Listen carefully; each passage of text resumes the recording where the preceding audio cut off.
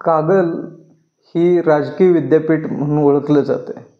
कागलमध्ये कधी कसे काय डाव पडतील काही सांगता येत नाही. कागल हे गेल्या 2-3 महिन्यात किंवा गेल्या महिन्याभरात जे गाजलं ते राजे समरजित सिंह घाटगे यांचा राष्ट्रवादी काँग्रेस शरदचंद्र पवार पक्षात जो प्रवेश झाला, त्यामुळं कागल हे महाराष्ट्राच्या केंद्रबिंदूवरती आलं, राजकीय केंद्रबिंदूवरती आलं. राष्ट्रवादी काँग्रेस शरदचंद्र पवार पक्षात चांद्यापासून बांद्यापर्यंत प्रवेश सोहळे पार पडत आहेत हे दिसतंच आहे. काल परवाच धर्मराव बाबा आत्राम या मंत्र्यांच्या मुलीनंसुद्धा राष्ट्रवादी काँग्रेस पार्टीमध्ये प्रवेश केला.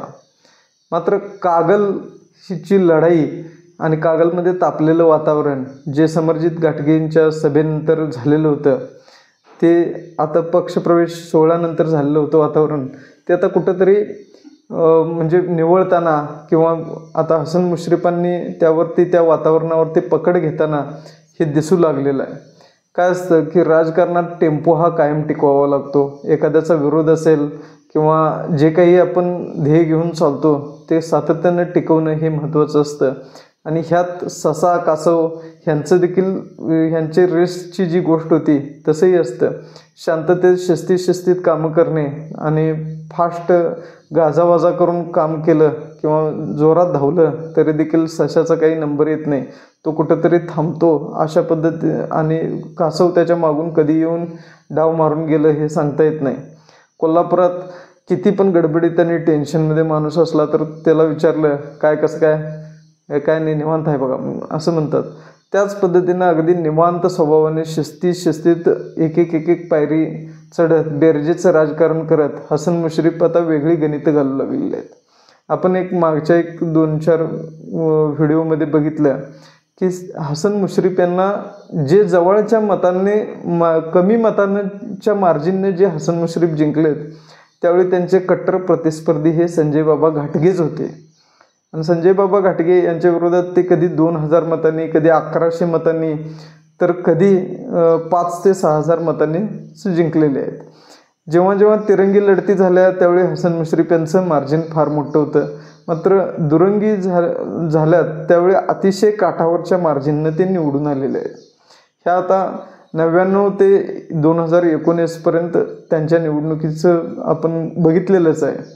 मात्र यावेळची निवडणूक कुठंतरी चुरशीची होईल असं वाटत होतं किंवा वाटतंय अजूनही.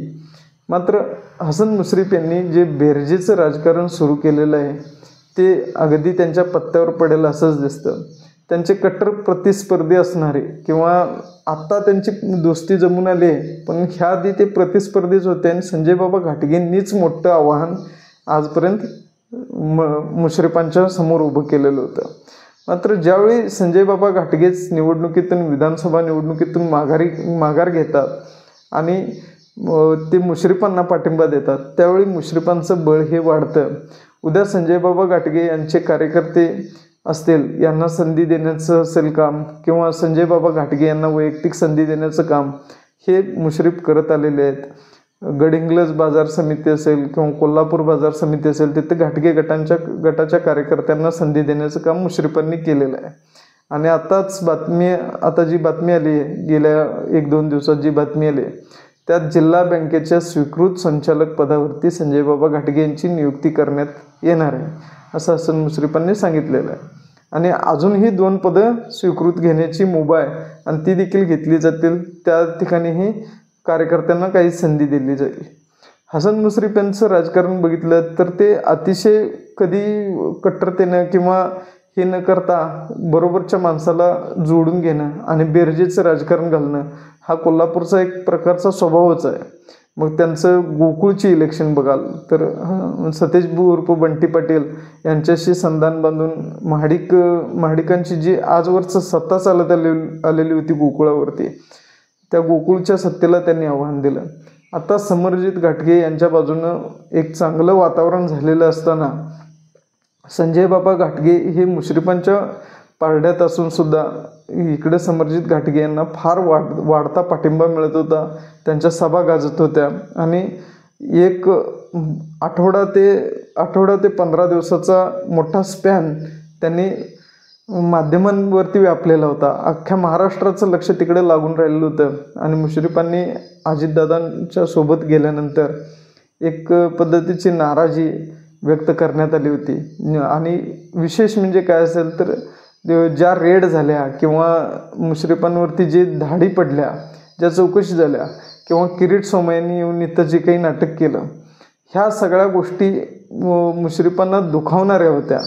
आणि तरी देखील मुश्रीफ जे दुखवत आहेत त्याच बाजूला गेले आणि एक पद्धतीची लाचारी केली, अशा पद्धतीचं म्हणणं पवारसाहेबांचं आलेलं होतं. आणि त्यांनी कठोर शब्दात तशी टीकासुद्धा गैबी चौकातून केली समरजित घाटगे यांच्या प्रवेश सोहळ्यावेळी.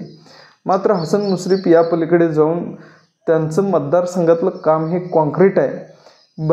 त्यांना श्रावण बाळ म्हटलं जातं किंवा त्यांनी वृद्धांसाठी, ज्येष्ठांसाठी ज्या काही पेन्शन स्कीम केल्या, विविध मार्गातून त्यांनी इतक्या वर्ष होल्ड ठेवलेलं आहे. तितकंच कामसुद्धा मतदारसंघात केलेलं आहे. त्यामुळं ते कधी अल्पसंख्याक असल्याचं किंवा इतर काही गोष्टी त्यांच्या ध्यानात न घेता किंवा कुठलाही त्यांच्या बाबतीत धर्मवाद, जातीवाद न करता तिथली जनता एकमुखानं त्यांच्या बाजूला राहिलेली आहे. आणि त्याचीच परिणती मुश्रीफ यांचं राजकारण वाढत गेलं. ते पालकमंत्री कोल्हापूरचे झाले, त्यांना विविध मंत्रिपदं मिळाली आणि एक अल्पसंख्याक असूनसुद्धा इतक्या मोठ्या पदांवरती ते सातत्याने राहिले. आता अजितदादांच्या गटात गेल्यानंतर जेव्हा समरजित घाटगे इकडे आले, त्यानंतर ही लढाई कधीही सोपी आहे असं दिसत नव्हतं किंवा वाटत नव्हतं. मात्र संजय बाबा घाटगे यांचा एक पाठिंबा त्यांच्यासोबत आला.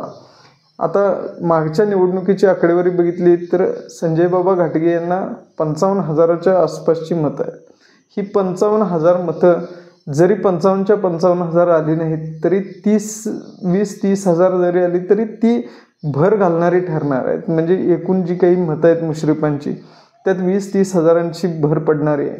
आणि जर समरजित घाटगे यांच्या मागं जर 30,000 जरी मतं गेली तरीसुद्धा ते काही मतं ही कमीच पडतात. मात्र राजकारण हे काही सांगता येत नाही. मुश्रीफांच्या मागं जी मतं होती यापूर्वी ती पुरोगामी असणारी होती, पवारसाहेबांना मानणारी होती. मात्र अचानकच टर्न घेऊन भाजपबरोबर जाण्याची जी भूमिका स्वीकारली, यात देखील त्यांची काही मतं कमी होऊ शकतात. आणि ही लढाई अगदी नेक टू नेक काठावरची, ज्या पद्धतीनं संजय बाबा घाटगे यांनी आजपर्यंत मुश्रीफांना जी काही मोठी लढत दिली होती तशा पद्धतीची लढत होण्याचे देखील चान्सेस होऊ शकतात. संजय बाबा घाटगे यांचा पाठिंबा मिळाल्यामुळं हसन मुश्रीफ यांची लढाई सोपी झाली आहे का आणि त्यांना जी घाटगे यांची मतं आहेत घाटगे गटाची किंवा त्यांना मानणारी ती मतं हसन मुश्रीफांना कन्व्हर्ट होतील असं तुम्हाला वाटतं का? आणि हसन मुश्रीफ यांच्यासाठी ही लढाई सोपी झालेली आहे का? याच्याबद्दल तुमच्या काय प्रतिक्रिया आहेत त्या कमेंट करा. ह्या व्हिडिओला लाईक करा, सबस्क्राईब करा चॅनलला. आणि जर आवडला तर मित्रांच्या सोबत शेअर करा. आणि तुमच्या प्रतिक्रिया काय आहेत की संजय घाटगे यांचं जे मतदान होतं 55,000 त्यापैकी किती % कन्व्हर्ट होऊ शकतात हे देखील कळवा. धन्यवाद. थँक्यू.